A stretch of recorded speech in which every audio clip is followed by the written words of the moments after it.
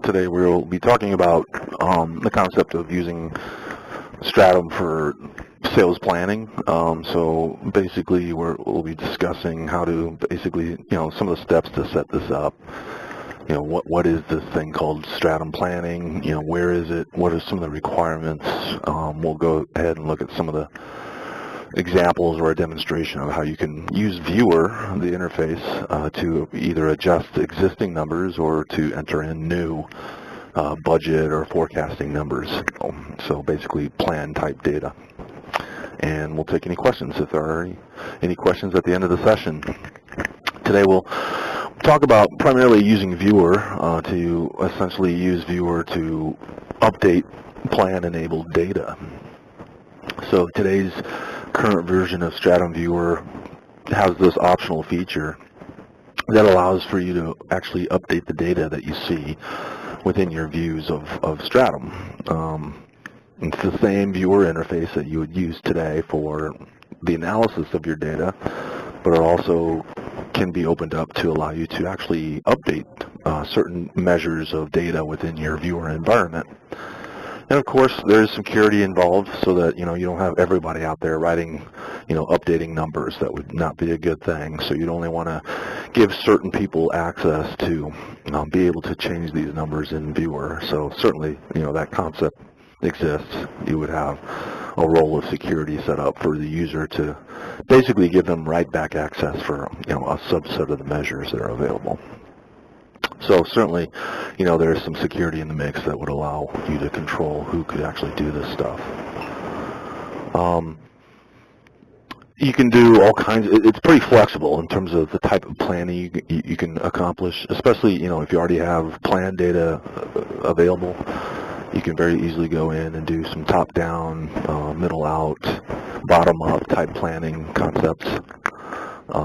You can start at company or business unit level if your whole entire business, wants to be, you want to increase the plan by 5 or 10%. You can actually just go up at the company level or any other higher level and make your adjustments there and have those adjustments trickle down to the detail. So that, again, that works really well when you already have a plan in place where data already exists for the different dimensions that you want to incorporate. And that data can come from anywhere. You might already have a forecast established, whether it's in spreadsheets or a forecasting tool or whatever. We can certainly help you, get that data into Stratum as well. Or you can just simply copy data from the prior year and start from there. Basically, the entire process, comes into play. You've got several different things that have to be, thought about in order to set this stuff up. There's some connector settings that need to be in place. There's a security role, obviously, that has to be set up so that the users can actually write data back. There's some view settings and some view requirements that we'll talk about. And then some additional back-end processes that need to be set up so that the data actually gets written all the way back to the Stratum database, the relational database. So you have this closed-loop process, if you will, that needs to be set up, by Sylvan Services. So this is something that you just don't turn on a switch and there you go, it's on. There's some, back-end work that needs to be done, some design work, it's a mini project, or it could be a major project depending on, the details involved and how big a scale it is that you want to, accomplish. So basically, what are some of these requirements to get this stuff to work? Well, basically, the categories that you want to turn on, they have to be planning enabled. And that goes all the way back to the Stratum database. So within each category, you have the ability within Stratum to make that category a planning enabled category. Well, that certainly has to be done. That's the first thing that you would do. Another thing that needs to be done, that needs to be turned on, is the view itself has to be turned on for being plan enabled. So, the view, the viewer view, there's actually a planning feature that you would turn on, and that would turn on the planning capabilities within the view itself. The dimensions included have to be part of the plan. you don't want to include some dimensions out there that, are irrelevant to the plan data itself, such as maybe ship to, or maybe there's some production like machine that would not be relevant to the plan. So you would certainly want to just leave those out of your view. So some things to think about when you set up the view. Another thing that has to be used here is the time dimension itself has to be used. There's no concept of using planning with time range. So you have to basically use time as a dimension so that you can change these numbers. And the reason for that is that the data has to know what month the data belongs to in order to change it. And when you're using time range, you could feasibly have multiple months, within a column of data, and so it gets a little complicated, in terms of developing code for that. So we've stuck to just having time dimensions being used for the time being.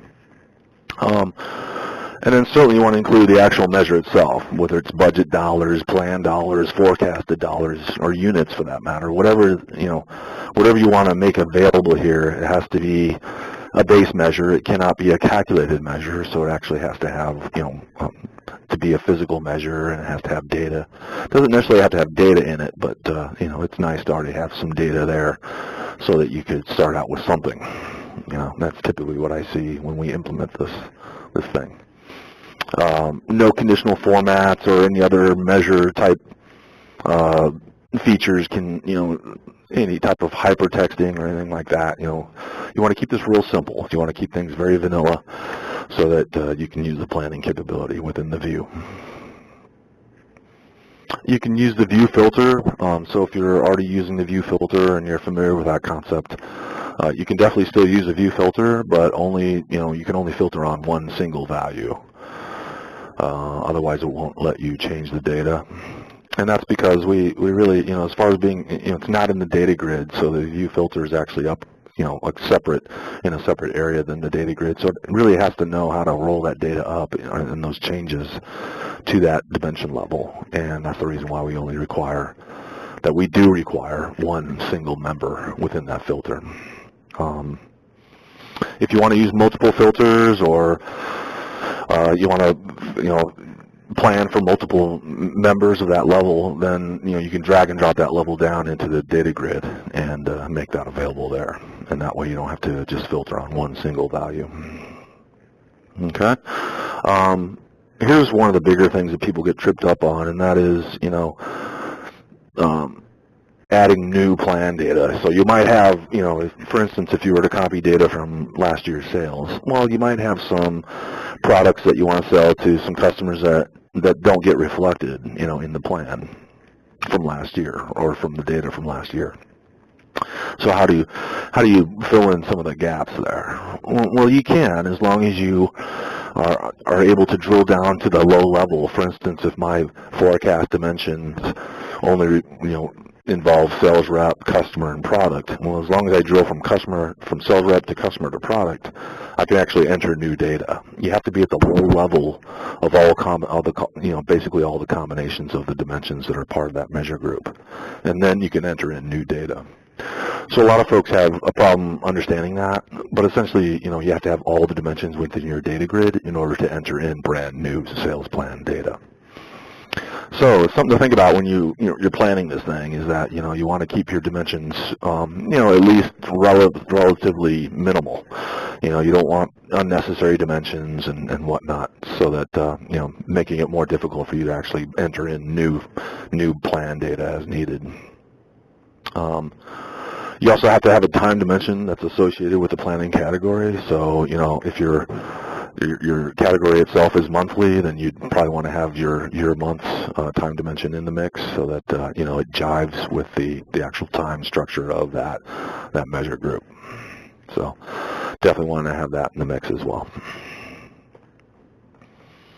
So what we see out there, you have a typical sales planning process where your data is coming from spreadsheets, or it might be coming from the ERP itself, where the data is actually being fed into the Stratum server.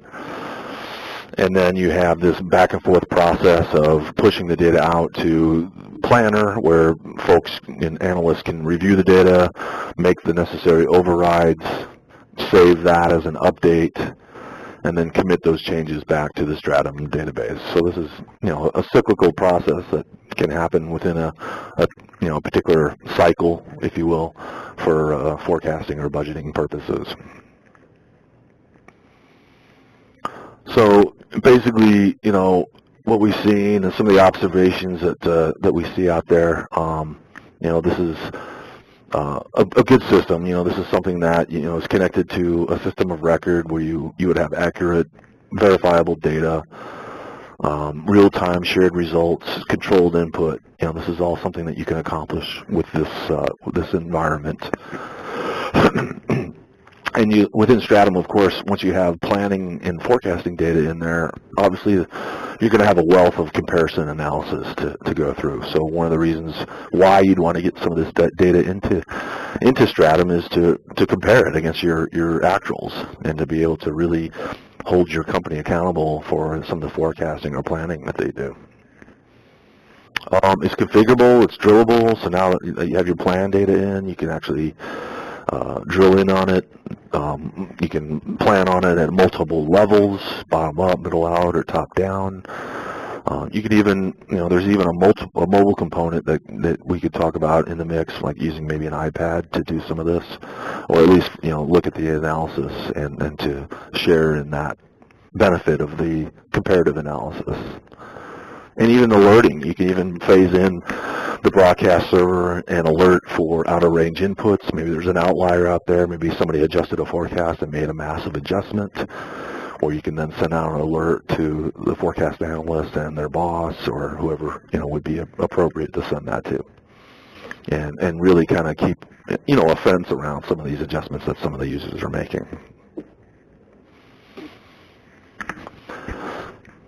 So basically, you've got this balance of input requirements from each of the team members. You got sales, less detail.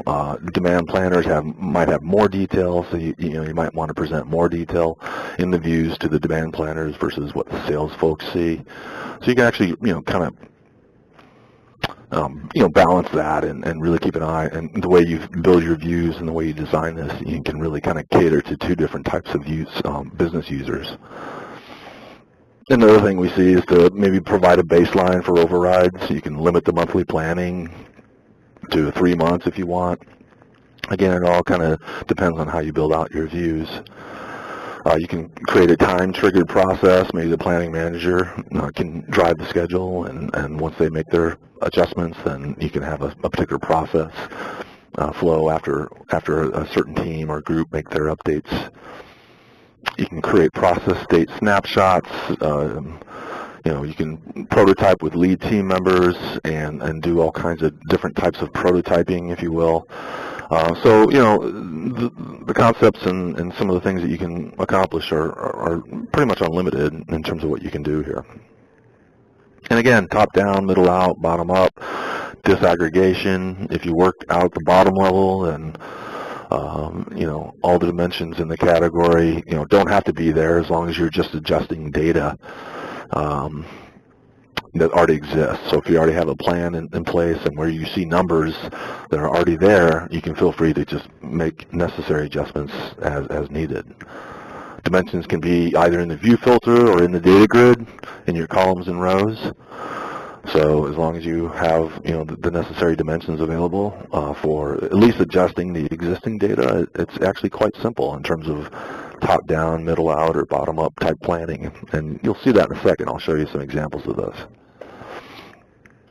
If you work in the middle or at the top and not all dimensions are in the view, the product will actually disaggregate the information you enter across all the dimensions, even the ones not in the view, because again, you're given the concept that you're adjusting data that already exists at the top level, it will then disaggregate the data and prorate the data across other dimensions based on existing relationships, based on how the data is already there, so it already knows how to spread that across the different low-lying dimensions. So what does this mean? Well, it basically means you can play with the data that already exists at all levels without having all the dimensions in the view.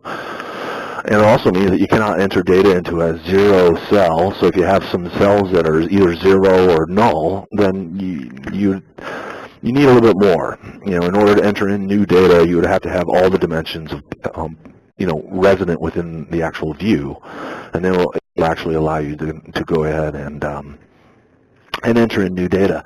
If you try to do it without that, then you're going to have a dialogue or a message will pop up, and it'll tell you that you're trying to enter in new data, and the view is just not ready for that. And so you have to have all the dimensions in the mix in order to effectively enter in the new data as needed. Except for time. The time dimension is a little bit different. You can actually roll up data, and you can actually use time a little bit differently. The product will disaggregate the information you enter across time if you were working on existing data. But if you enter in new data at the year level, we will automatically distribute it across the detailed time level evenly. So if you enter in 12,000 for the year, in each cell, for the months for that particular item, we'll spread that 12,000 across each month by 1,000. So it's pretty cool how it does that for the time frame. And then there's this concept of using virtual dimensions in planning. These can come in quite handy depending on how you use them. And if you're not familiar with what a virtual dimension is, it's basically a dimension that is built on an attribute or a pickup field of another dimension. So basically, a concept of that would be like a product family or a product class or a product type. Typically might be a pickup field at the product level, and then you can actually tell connector to go ahead and build a dimension off of that pickup field. And there are some limitations when you use the virtual dimensions. You don't get any descriptions. But this comes in quite handy because if you have these for planning, you must include based on the dimension in the category measure group. So basically, this kind of saves you from having all these dimensions as part of your forecast or your budget category. So if you use these virtual dimensions, then you don't have to have them in your view when you roll in and enter in new data. It automatically knows how to roll that data up to those virtual dimensions. Okay, so it actually it's quite cool in terms of how it handles that. And so that if you do want to incorporate a lot of dimensions in your forecast or your planning or your budget category, whatever you call it, this might be something you want to entertain. Might be something that you might want to think about, and it will save you some time. It'll save you probably some frustration whenever you do have to enter in new data. It would just be one less dimension that you would have to include in your view. So that's typically a good thing. So planning views, they can be simple, they can be complex. Some of the views we've worked on are not for the faint of heart, that's for sure, and some of the views we've worked on are pretty straightforward. So I guess it all depends on you'll have to weigh the information needed versus view complexity and maintenance, and what fits your process the best, of course. We've created some custom planning applications linked to Stratum. We've developed planning applications for the publishing vertical. We've integrated that with Stratum. That allows certain types of specific processes and displays not possible in base Stratum. So we've been pretty flexible, and we've been quite handy in terms of being able to fit some of this stuff into your process that might be quite unique. Typical planning views, typically information is like, either dollar amounts or units. You might have a baseline or a frozen forecast out there that users can base their adjustment on. And of course time, you're going to have time in the mix so that it knows how to handle the data. So a time dimension would definitely be needed. Reference information, maybe you want to give them some last year's sales for the same time periods that they're forecasting or adjusting numbers for. Open orders is always a good indicator of forward-looking demand, and the baseline forecast itself, of course. calculated information. Maybe you would like to see, have the analyst see percent of last year, change, percentage change over the baseline, all kinds of different things that you might want to include in the view. Certainly calculations, you can include those and make those available too. Okay, so let's take a look at some of this stuff. I'm actually going to switch over to the demonstration here, just kind of look at how this might be possible and what these views would look like. So here we have a view, as you can see, for current year, next month, 2 months out, and 3 months out. So here's an example where we would set up a view, and it would be forward-looking. And so you would have, forward-looking data, and you would have a baseline available, sales. So this is the referential data that we were talking about earlier. What are you going to make available to the user so they can refer or do some sort of analysis before they make their adjustments. So within this view here, also notice we do have a dimension up here in the view filter, and it's being filtered on a specific region. So again, we will tolerate this as long as you have a filter on one member, and in this case we do, and it's filtered on region 330. So that's tolerated. Here we have our time dimension. It's either a based or an absolute time dimension. We don't care as long as you have a time dimension in the mix. And if you're not familiar with how to turn that on or off, the time dimension toggle is on the properties menu for your measure items. So if you right click your measure items folder in your View Explorer, you'll see time range is turned off, which is what we want. By default, time range is turned on when you create a new view. So this would be a cognizant thing that you would do, and you would actually come in here and turn that off. So that allows you to pick your time dimensions, as you can see right here in my columns. And normally you would only have just one, typical time dimension in the mix. I'm just going to hide some of these other ones here. Okay. So year-based months, and then we drilled that down to my months, where I've got a filter on my months to just filter on, these particular months. Okay. So, and then we've got our dimensions. So we've got, customer sold to, which is currently showing. It appears that I can drill that down to my product level, and I can drill no further. Okay, so I can see these numbers up at the sold to level, at the product level, and it appears that regions in the mix as well. So basically a three-dimensional forecasting measure group. Only 3 dimensions. Probably not as practical as the real world, but at least this will give you an idea of what's possible and what's not. So, the data itself, current month sales, we're letting the user kind of see what the sales are for the current month, what the current month baseline forecast is. Here's last year's number for October. Okay, here's my baseline, and here's also the, this is for next month, as you can see. This is current month, and these are calculated, columns, so you can actually show this even though you're not really showing current month. It can show you current month anyway, but using a distinct calculation. So kind of crafty in terms of how we do that. Here's last year's sales for October, and here's the baseline for October. Here's my open orders. So again, it's good to have some of these data points in the mix so that, again, the user can actually see these and make some intelligent decisions about how to adjust the forecast. Okay, and here's my forecast. So my sales adjustment, that's what they're calling it at least, assuming that this is a sales rep coming in and adjusting their region. And notice the little yellow arrow there indicating that this indeed is a write-back, measure, which means I can double-click on this cell and actually change this number. So right now it stands at 166,546. If we want to ratchet that down, maybe something along the lines of 120,000. or whatever the case might be. So I can actually, as you can see, just plug these numbers right in. If I tab, it goes into the next cell where I can make a decision about what my override is going to be for the month of November. So I can change that, maybe that's 96,000, depending on what the last year's sales, what my baseline is. Maybe I'll make that 98. It all depends, or 100. It all depends on what the sales rep knows about the business and how they want to make the adjustment. So I made 2 adjustments, one for October and then one for November. And maybe that's all I want to do.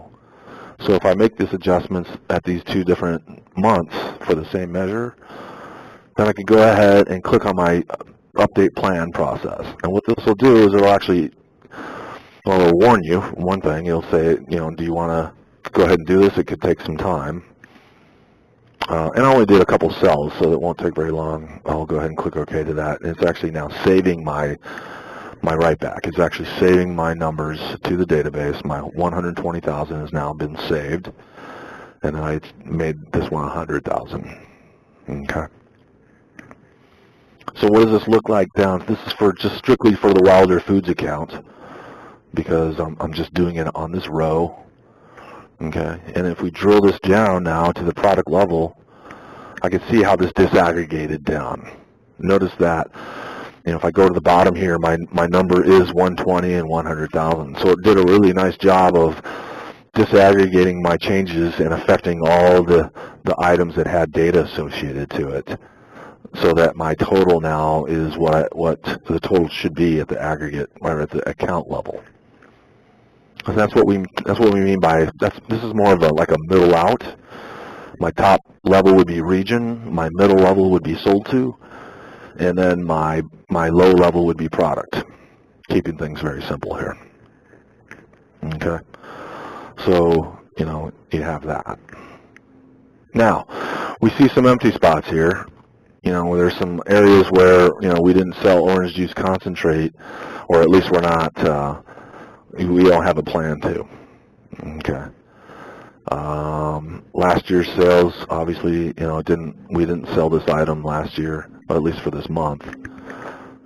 So, but we do have a baseline, what we can at least, attempt to. Maybe the rep is now concentrating on selling this item to this account now, which, as every sales rep wants to do. They want to sell as many items to their accounts as possible. So maybe he's going to run a special, or maybe some sort of promotion to stimulate the demand for this orange juice concentrate product. And now they want to enter in a baseline. So they'll be a little aggressive, and they'll say, I'm thinking 800 units would be good for next month. And if I toggle out and go to my next one here, I can then go ahead and make my adjustment here, or enter in, well, this would be new data, so. And then maybe making another adjustment down here for my sweet onions, so entering in basically new data here. And notice that it's not telling me it has a problem with it. I'm actually able to enter it in. Well, why is that? Well, I'm at the low level. I've got all of my dimensions in the mix here. I've got region, I've got sold to, and I'm drilled down to the product level. So it's actually allowing me to save this data because I've got all my dimension levels represented, and I'm drilled to the lowest level. So if I try to save this, it's going to go ahead and let me save that 800 and that 200 adjustment because I'm entering in new data. This is new plan data that I'm now introducing into the database. Okay, so you have that, right? Now there might be some other areas where you want to make an adjustment or enter in new data for a given sold to, and maybe they don't exist, or maybe you're at the product level and you're not drilled in on a particular sold to. Let's simulate that. So now I've got product in the mix, and now I'm not filtering on a given sold to, right? Let's see if I can enter in a new plan for some of these. Let's see, I think it looks like they're all populated.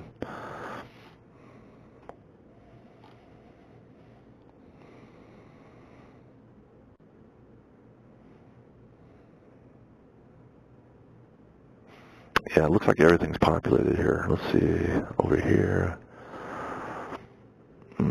Looks like everything's populated. Let me see if I can get more data in the mix here.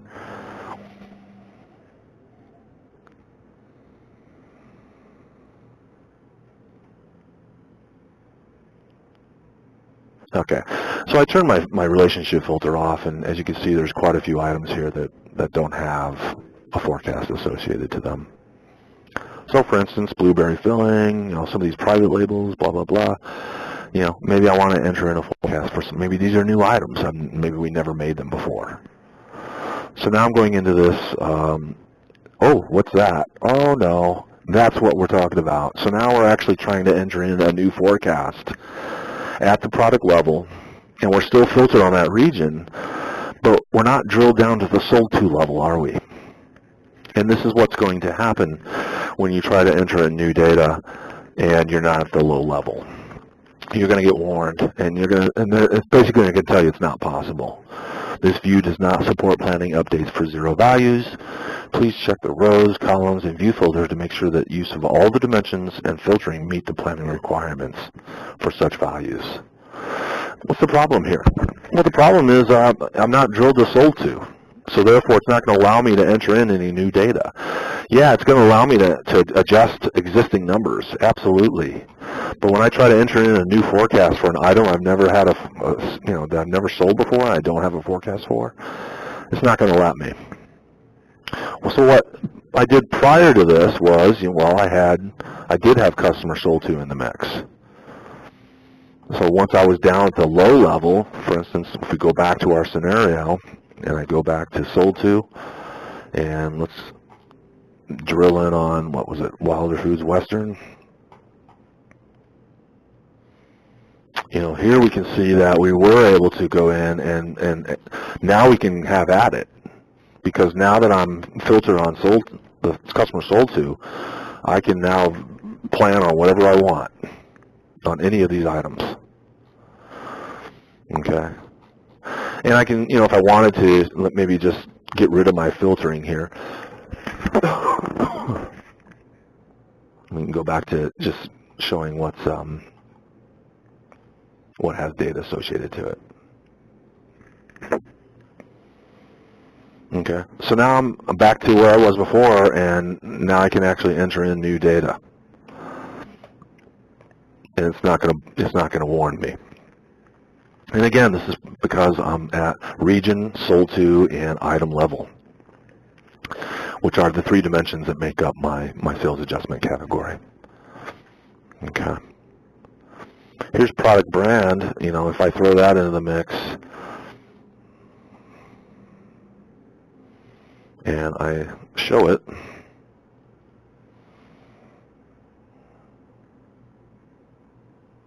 okay, so now I've got product brand into the mix. So now I can actually notice that my product brand doesn't have the forecast data associated to it. So that's not even part of the measure group. So if I try to enter in data at that level, it's not going to let me. Okay, so this particular dimension doesn't even belong here. So you would probably just end up removing that from the actual dimension or the view. Okay. And as long as at the customer level, and I'm adjusting the customer numbers here one by one, or whatever the case might be, 25,000 for Oliveri, I can go ahead and make that adjustment.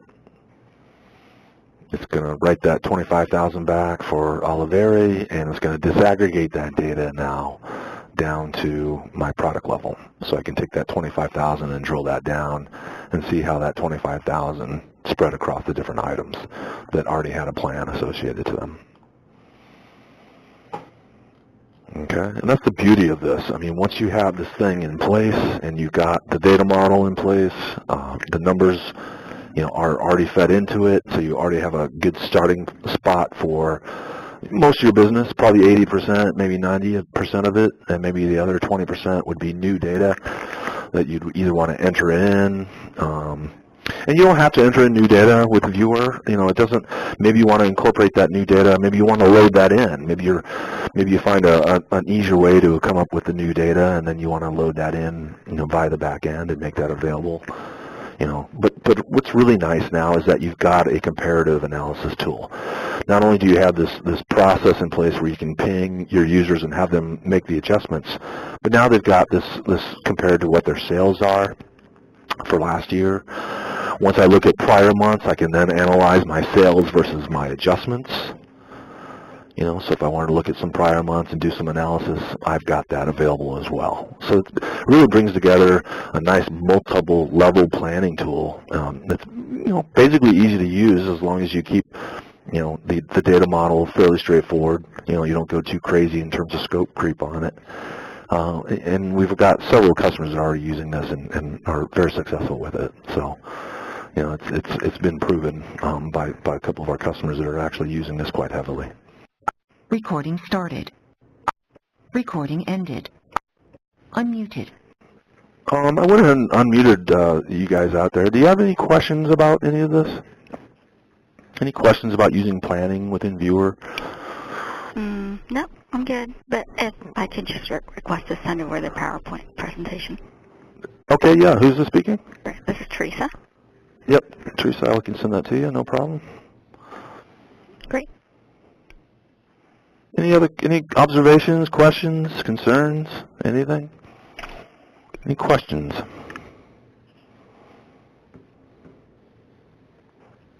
All right. Well, if there's no questions, I wanted to thank everyone for their time today, and hope you found this beneficial. And we've got another one coming up in a couple more weeks, so make sure you check it out.